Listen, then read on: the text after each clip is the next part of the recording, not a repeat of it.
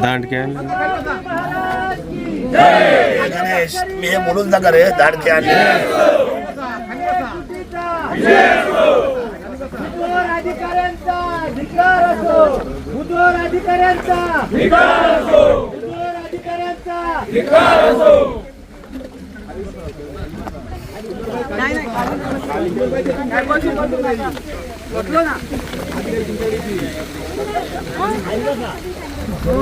इकडे या. दादा कुठे इकडे या. आले म्हणजे पालखी घेतली का त्यांना? पालखी घेतली का त्यांना? सगळ्या प्रशासन जाणीवपूर्वक ह्या सगळ्या सकाळपासून 2.5-3 तास झाले सगळ्या महिला आणि सगळे बसलेत आणि तुम्ही त्यांची चापलुसी करता आणि तुम्हाला काहीच माहित नाही. तुम्ही तुम्हाला तोफेचा तोंडी द्यायची.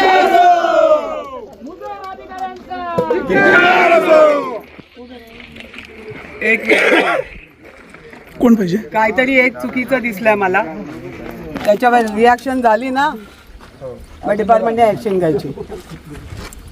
काय चुकलंय ते तुमच्या लक्षात आलं असेल तर लक्षात घ्या.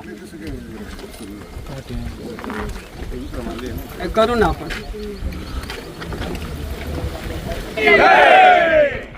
यांच्याकडे कागद सुद्धा नाहीये. हे काय सांगणार तुम्हाला? काय माहिती काय आमचं म्हणणं असं आहे, आता तुम्ही उत्तर देणार तर काय देणार? पोहोचतात ना, येतात ना, तिकडून ना. बोलले ते आपण जाऊ ना तिकडे तिकडे जिथे त्यांना सोपं असेल तिथे. नाही आमच्या आणि काठ्या घेऊन तास इकडे लोकं साहेब आणायची इथे. काय गरज आहे? जाऊ दे तो विषय काय 3 तास लोक इथे आहेत. माझं काय म्हणणं आनंदराव आपण त्यांच्या मुख्य अधिकाऱ्याला आपण पॉलिसी बोललं पाहिजे. आपण सगळे सन्माननीय लोक हा, ऐका जरा. 100% बरोबर. जबाबदार व्यक्ती आल्याशिवाय नाही बोलणार.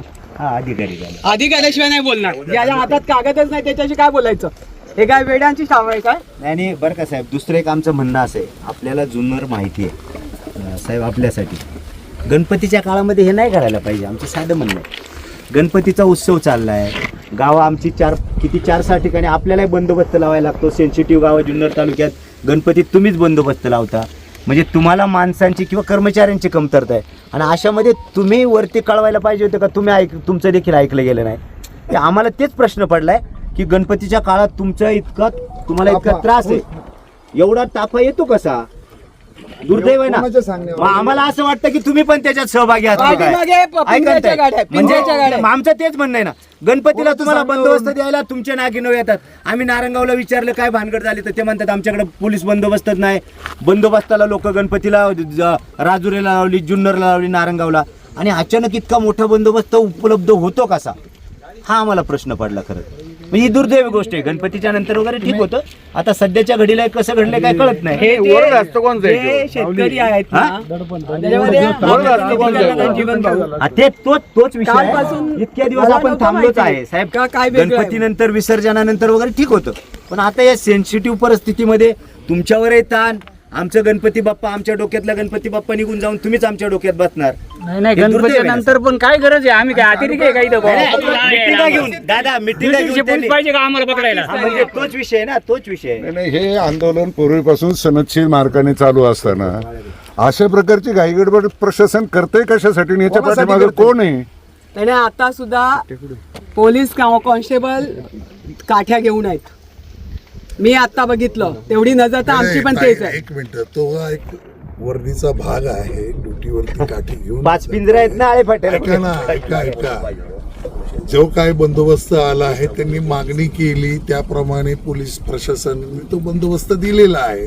तर त्याच्यातून आता लोकप्रतिनिधी आपण आहात सगळे, त्याच्यातून तोडगा काय निघतो याच्यावरती डिपेंड आहे. गणपतीमध्ये बंदोबस्त कसा मिळू शकतो? जबाबदार शेतकऱ्यांबरोबर चर्चा केली का? शेतकऱ्यांना विचारलं का? शेतकरी मी स्वतः पण शेतातून आम्ही बंदोबस्त मागू तुमच्याकडे, तुम्ही देणार का आम्हाला? आम्ही बंदोबस्त शेतकरी तुमच्याकडे मागू, तुम्ही आम्हाला देणार का? नाही देते. कोणाचा वर्ग असता बंदोबस्त तुम्हालाही पण देऊ आणि हा बंदोबस्त दिला. तुम्ही काय आमचे दुश्मन नाही आहेत. ऐकून घ्या, कायदा व सुव्यवस्थेचा प्रश्न राहावा म्हणून तो बंदोबस्त दिलेला आहे. तो बंदोबस्त स्टँड बाय आहे. ऐकून घ्या, आता प्रांत साहेब येत आहेत, त्याचप्रमाणे त्यांचे काही अधिकारी वगैरे येत आहेत आणि तिथून त्याच्यातून तोडगा निघेल. त्यांनी सांगितलं की या तारखेला आम्हाला करायचं. आमचं म्हणणं साहेब ऑब्जेक्शन याच गोष्टीला आहे, साधं आहे. तुमच्यावर आमचा आरोप नाही, पण ज्या वेळेला आपल्याकडे बंदोबस्त मागितला जातो, आमची भाबडी अपेक्षा ही की आता गणपतीचा माहोल आहे, आम्हाला कर्मचारी प्रत्येक गावात लावायला लागतात, तर तुम्ही तुमच्याकडून हे जायला पाहिजे होतं की गणपतीचा कालावधी जाऊ द्या. हे आमचं म्हणणं. या संदर्भामध्ये चर्चा पण झाली होती, परंतु त्यांचं असं म्हणणं होतं की काम करायचं आहे, तुम्ही कुठल्याही परिस्थितीत आम्हाला बंदोबस्त द्या.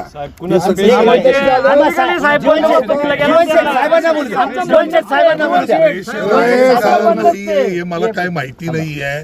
माझ्याकडे ऐका ना, बंदोबस्त आला मी तुम्हाला म्हणलं वरिष्ठांकडून. चौधरी साहेबांना अजिबात डिस्टर्ब करू नका, त्यांचा रोलच नाहीये, त्यांना सांगितलं ते उभे राहणार आहेत.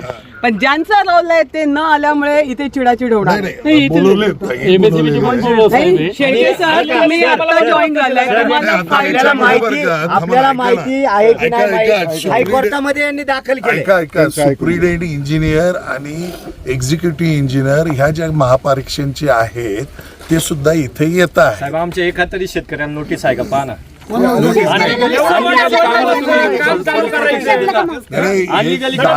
ऐका ना, 10 ते 12 दिवसापूर्वी एक मीटिंग झाली होती प्रांत ऑफिसला, पण त्याची जबाबदारी घेतात का प्रांत साहेब सुद्धा किंवा तहसील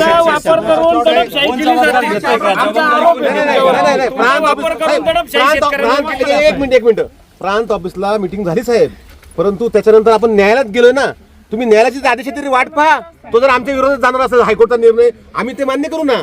किंवा साहेब तुमचं एवढं सणासुदीच्या काळात जर ही जर अशा पद्धतीने जर यांचा हेतू दिसत नाही प्रॉपर, नाही, कुठे आपण अशा प्रकारे जर बंदोबस्त आणि अशा प्रकारे गोष्टी जर घडत असतील तर त्या शेतकऱ्यांवर अन्याय करणारे आहेत. आणि मग कोर्टाला सांगायचं तारीख पे तारीख द्या आणि शेतकऱ्यांच्यावर अन्याय करा, पळवाट काढून प्रशासन काम करतंय का? म्हणतात तो मुद्दा महत्वाचा आहे. नोटीस नाही का, काय नाही नोटीस पोलिसांचं काम नाही, काढून ते यांचं काम नाही. आपलं म्हणणं साधं आहे, एका कॉन्ट्रॅक्टरला खुश करण्यासाठी हे सगळं चाललंय का?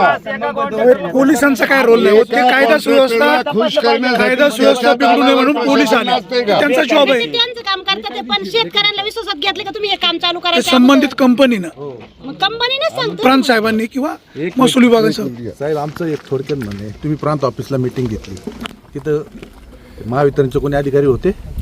महावितरणचे अधिकारी होते तिथे. आता आमचं एकच म्हणणं आहे, आमच्या वतीने तुम्हाला आता विनंती म्हणून सांगतोय, गणपतीचा पेठ जाऊ द्या, एक तारीख द्या, मीटिंग लावा आणि जो काही निर्णय व्हायचा त्यावेळेस आपण ठरवू. आज हे सगळं थांबवा.